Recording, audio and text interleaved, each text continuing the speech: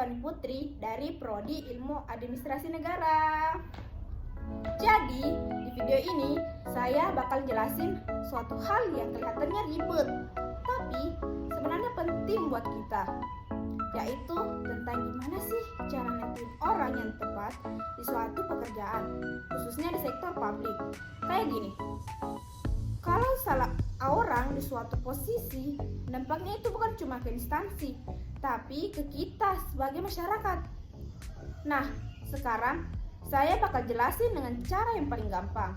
Bayangin aja, kamu milih orang buat kerja, masa sih kamu gak tahu dia bakalan ngapain aja, butuh skill apa, dan tanggung jawabnya seberapa? Nah, disitulah pentingnya yang namanya analisis jabatan. Simpelnya tuh kayak peta pekerjaan. Jadi, sebelum kita memasukkan orang ke suatu posisi, kita udah tahu dulu pekerjaannya apa dan orangnya itu cocok di situ atau tidak. Kalau petanya jelas, maka selanjutnya akan aman. Tapi kalau nggak jelas, ya gampang banget salah orang.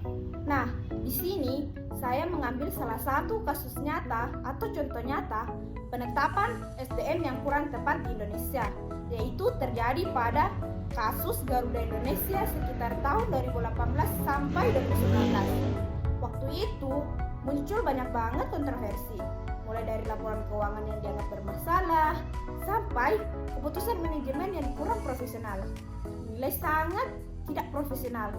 Nah, kalau kita lihat lebih dalam, ini sih bukan cuma soal kesalahan biasa. Banyak pengamatan yang menilai bahwa ini juga berkaitan dengan penetapan SDM yang kurang tepat dan posisinya sangat strategis. Maksudnya gini, jadi ada indikasi bahwa orang-orang yang duduk di jabatan itu belum tentu punya kompetensi yang benar-benar sesuai dengan kebutuhan jabatan tersebut atau apa yang dibutuhkan dalam posisi jabatan tersebut.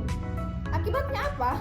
Keputusan yang diambil kurang matang, arah kebijakan perusahaannya jadi kurang jelas, dan berakibat kepada kinerja perusahaan secara keseluruhan. Kasus ini bahkan diawasi oleh Kementerian Badan Usaha Milik Negara karena dampaknya cukup besar dan menyangkut kepercayaan publik. Kalau kita lihat dari dampaknya, itu bisa kemana-mana. Layanannya jadi kurang maksimal, keputusannya bisa salah arah, organisasinya bisa rugi, dan yang paling terasa, kepercayaan kita sebagai masyarakat itu jadi turun. Dan dalam kasus Garuda ini, yang langsung merasakan dampaknya itu yaitu penumpang sebagai pengguna layanan itu sendiri. Terus solusinya gimana sih? Sebenarnya sederhana sih, tapi sering banget kita abaikan. Pertama, harus jelas dulu kebutuhan setiap jabatan. Kedua, pilihlah orang berdasarkan kompetensi, bukan mengenai kedekatan. Ketiga, lakukan evaluasi secara rutin. Intinya, jangan asal menempatkan orang pada posisi yang sangat penting. Jadi, kesimpulannya, penempatan SDM itu bukan hal yang sangat kecil. Tetapi kalau tepat, semuanya bisa berjalan dengan baik. Tapi kalau salah, dampaknya bisa besar banget. Oke, itu saja yang akan saya bahas dalam video kali ini. Terima kasih telah menonton sampai akhir. Semoga bermanfaat dan terima kasih.